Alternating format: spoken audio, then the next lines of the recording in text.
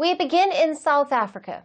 US President Donald Trump's controversial plan to grant asylum to white South Africans is gaining momentum.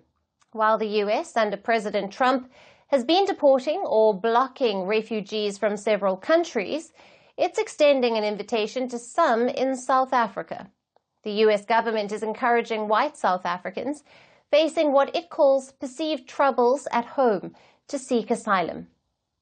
US officials have begun interviewing white South African applicants, questioning them over these alleged troubles. They are asking them about land disputes, crime, and claims of racial discrimination. Reports say the first round of interviews took place in Pretoria.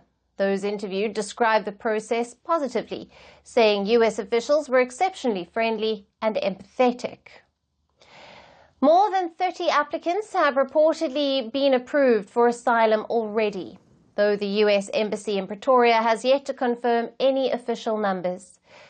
But this move shows how serious the Trump administration is about the plan.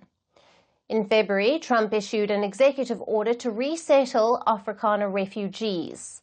Afrikaners are the descendants of mainly Dutch settlers, and as per Trump, they are quote-unquote victims of unjust racial discrimination.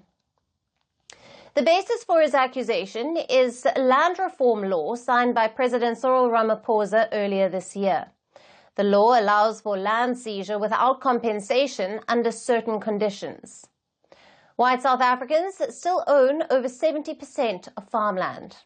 But Trump has accused the government of unfairly confiscating land, calling it a human rights violation. Now, this has triggered a full-blown diplomatic standoff. The US has cut all aid to South Africa, expelled its envoy, imposed sweeping tariffs, and even skipped critical G20 meetings, all while pushing ahead with the refugee plan for white South Africans. Now, with this tweet on white genocide, the tensions have further escalated as Trump ally and South Africa-born tech billionaire Elon Musk accused the South African government of supporting a white genocide. While South Africa has strongly rejected the allegations, it has been pushing for dialogue. Just yesterday, President Ramaphosa, while hosting Ukrainian President Volodymyr Zelensky, spoke with Trump on a call. They discussed the war in Ukraine and also agreed to meet soon to address bilateral issues. Still, the US is moving forward with its punitive measures, even though prominent white South African organizations, some of which once lobbied for the policy, have rejected the resettlement offer.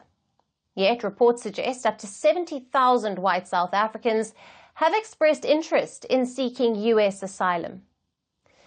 The International Organization for Migration, which helps displaced people worldwide, has reportedly declined the Trump administration's request to assist with resettling Afrikaners. So, how will the US move forward with this controversial plan? And how will Pretoria respond? Now, for more on this, we have with us Phumlani Majozi, author and political analyst, who is joining us live from Johannesburg. Thank you for being with us. Great to be here. Thanks for the invitation. Phumlani, what does the United States' decision to begin processing asylum seekers' claims from white South Africans signal about its stance on South Africa's domestic land reform policies? And could this be interpreted as a political message, or is it purely an immigration matter? Well, we can assume at this point that the Trump administration is very serious about the issue, that they've initiated the processing. That shows that they are serious. And I would like to advise your audience that we shouldn't expect the Trump administration to stop this. It will continue, even though the president of South Africa has said that the two of them have decided to, or they plan to have talks in the future. But we shouldn't expect that this process is going to stop. The Trump administration will go ahead because they've taken this issue seriously. They want to, because of the concern of expropriation of land without compensation and other issues as well that we have seen in the country, including things like, kill the farmer rhetoric from some politicians, including things like race-based policies. All those things have been a concern to the Trump administration with respect to South Africa, especially since South Africa has been a beneficiary of the AGOA program, right? This is Africa Growth Opportunity Act. Yes. So the Trump administration has been because one of the requirements by the US is that if the country is going to benefit from AGOA, it has to meet certain requirements that the American government is comfortable with. So we shouldn't expect this to stop. Let's take it seriously and assume that it's not going to stop. Yes, the talks will begin between South Africa Yes. and the US, but the Trump administration will continue to push ahead with these arrangements. Right. South Africa has been a Right. focus, and we shouldn't expect that this is going to go away anytime soon. Yes. Right. And how might this move by the US impact diplomatic relations between the two countries, especially in light of President Ramaphosa's announcement of talks with Donald Trump? Well, we need to be clear that our government, and I've said this on your show as well before, that is our government wants to improve relations with the US. Now, you might not be happy with some of their Yes. actions.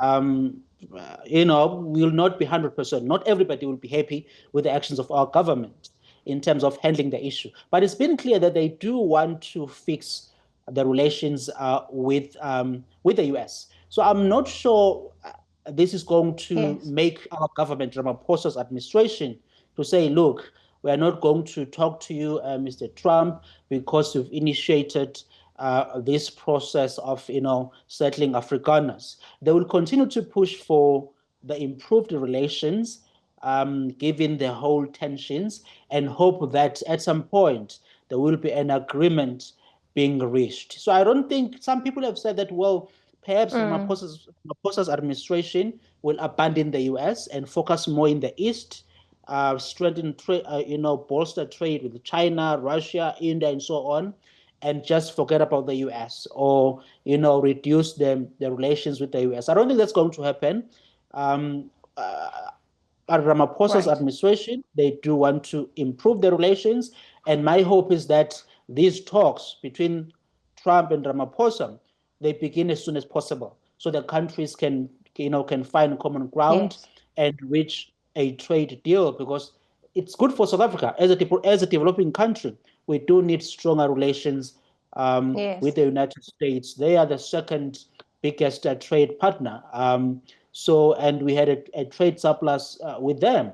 So if that can continue, that will be positive for the administration. So Right. I don't think that all this is going to sort of shut down the diplomatic, engagements between the two Right. countries. They will go ahead in the upcoming months. Yes. And Pumlani, what precedent does this set for international asylum protocols? And could it potentially undermine South Africa's sovereign efforts to address historical land inequalities? Well, here's the thing. You need to understand that between South Africa and the US, there are certain trade relations that were existing before, right? We all know of them, various initiatives, including the AGOA, of course, initiative. And within that, we need to understand that this is a it's an international system where nations, they sort of, you know, they they they choose as to who they work with. And for powers like the United States, if they are going to deal with South Africa, there are things that they will want to be happy with before they can trade with South Africa, before they can offer some financial, Yeah. assistance or whatever. And we cannot fault them for that. It is their, Right. their right. Right. even when it comes to policies that we have. If the US does not like them, Alison, they have a right to say, we don't like these policies, and we are therefore going to adjust our relations with respect to South Africa. Will our sovereignty be had? Look, we'll always be a sovereign state. That needs to, I need your audience to understand this. We'll always be a sovereign state, but we must just remember that whatever actions we take as a nation, some people will never, or some nations will like those actions, some won't. Some nations will like our domestic policies, some won't. Right. It is up to those nations as to how, including the US, as to how it takes our domestic policies and whether it does want to proceed and deal with us in light of those domestic policies. Yes. Phumlani, it's always great to have you on the show. Thank you for being with us. Thank you so much for inviting me. Greeting you with aloha and namaste. I love India. Presence, occupation of a territory by another country pertains to India. What we saw in Kashmir. The Prime Minister Modi. How do you see Trump's America? Yes, the current administration behaves differently from the previous administration.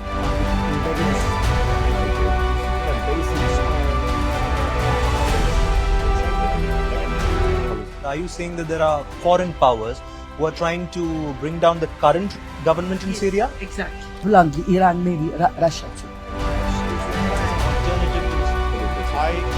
Prime Minister Modi committed to South-South, cooperation. Not over 50%. Is Ukraine prepared to pay the price for that peace? No compromises at the cost of territorial integrity and sovereignty.